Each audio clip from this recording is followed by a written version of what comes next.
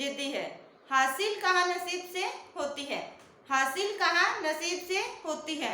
मगर वहाँ तूफान भी हार जाते हैं, मगर वहाँ तूफान भी हार जाते हैं, जहाँ किश्तियाँ जिद पे होती हैं, जहाँ किश्तियाँ जिद पे होती हैं। हाय गाइस, मैं अनीता आप सबके सामने तरुणा डिफेंस एकेडमी में आज गुरुत्वाकर्षण फोर्स यानी ग्रेविटी फोर्स यानी गुरुत्वाकर्षण बल का टॉपिक लेकर आई हूँ। हमारा आज का ये नया टॉपिक रहेगा और आप सब जानते हो गुरुत्वाकर्षण बल क्या होता है। देखिए, पृथ्वी के अंदर जितनी भी वस्तुएं हैं उन सब के ऊपर, ब्रह्मांड में जितने भी वस्तुएं हैं उन सब के ऊपर क्या होता है, गुरुत्वाकर्षण बल लगता है। अगर मैं गुरुत्वाकर्षण बल की बात करूं तो इसके बारे में सबसे पहले किसने जाना था, न्यूटन ने।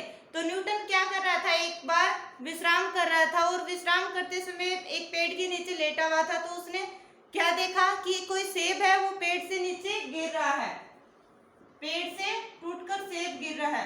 तो उसके दिमाग में क्या आया कि यानी इसके ऊपर क्या लग रहा है, गुरुत्वाकर्षण बल लग रहा है। इसका मतलब कि ब्रह्मांड में जितनी भी वस्तुएं हैं उन हर एक वस्तुओं के ऊपर क्या लग रहा है, गुरुत्वाकर्षण बल लग रहा है। और इसी के बारे में बताने के लिए उसने गुरुत्वाकर्षण बल की परिभाषा और गुरुत्वाकर्षण का सार्वत्रिक नियम दिया था। अब अगर मैं गुरुत्वाकर्षण बल की बात करूं तो गुरुत्वाकर्षण बल को सबसे पहले तो देखिए किससे लिखेंगे हम, कैपिटल जी।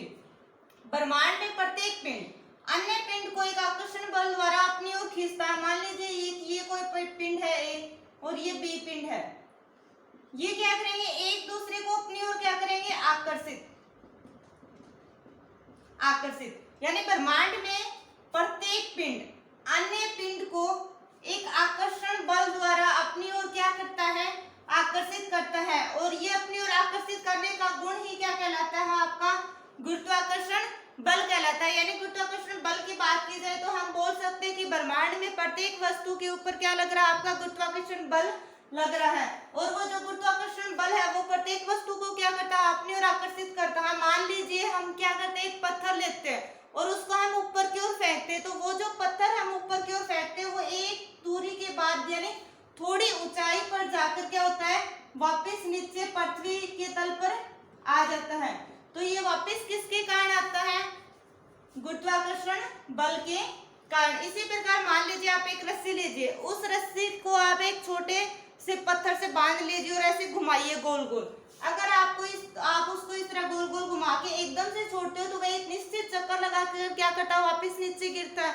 और उसके जो नीचे गिरने का कारण है वो क्या है, आपका गुरुत्वाकर्षण बल ही है। तो अब हम बात करते हैं गुरुत्वाकर्षण बल के बाद आपके गुरुत्व बल की।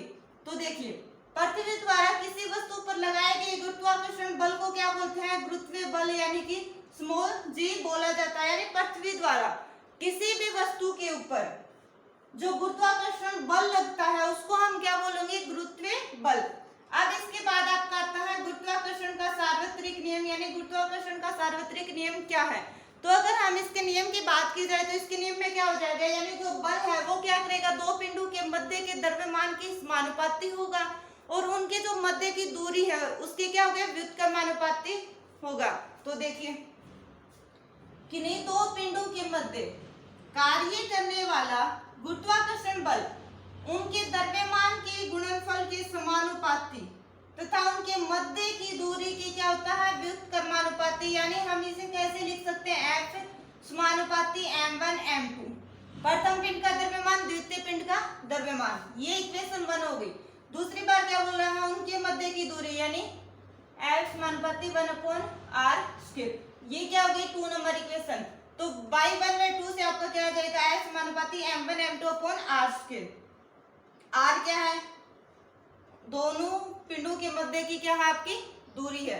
दोनों पिंडों की बात की जाए तो एक ये पिंड है A, दूसरा पिंड है B, इनके मध्य क्या है, r दूरी विद्यमान है। अब देखिए, यहाँ से मैं समानुपाती के और व्युत्क्रमानुपाती के चिन्ह को हटाऊंगी, बराबर का चिन्ह लगाऊंगी, तो ये क्या आ जाएगा आपका, ये गुरुत्वाकर्षण नियतांक या गुरुत्वाकर्षण का सार्वत्रिक नियतांक भी बोल सकते हैं। तो m1 m2/r²। अगर इस g की बात करूं, g का मान, तो इसका क्या हो जाएगा 6.67 × 10⁻⁻11 newton metre square upon kg square. ध्यान रखना, newton metre square upon kg square इसका क्या होगा, मात्रक लगेगा। उसके बाद एक आता है आपका मुक्त पतन यानी फ्री फैल। मुक्त पतन क्या हो जाएगा, यदि कोई वस्तु केवल गुरुत्व बल के अधीन गिरती है, यानी ये जो गुरुत्व बल पड़ा था इसी के अधीन कोई वस्तु गिरती है तो वो आपका क्या कहलाएगा, मुक्त पतन कहलाएगा। तो देखिए एक बार वापस से पूरा रिवाइज कर लेते हैं। अगर मैं बात करूं गुरुत्वाकर्षण बल की, तो गुरुत्वाकर्षण बल जो है आपकी प्रकृति में प्रत्येक वस्तु के ऊपर लगता है, या हम बोल सकते हैं कि प्रकृति में विद्यमान प्रत्येक वस्तु के ऊपर क्या होता है, गुरुत्वाकर्षण बल विद्यमान होता है। अब बात करें गुरुत्वाकर्षण बल है क्या, तो ब्रह्मांड में प्रत्येक पिंड अन्य पिंड को एक आकर्षण बल द्वारा अपनी ओर खींचता है, यानी अपनी ओर आकर्षित करने का जो गुण है वही क्या कहलाता है, गुरुत्वाकर्षण बल कहलाता है।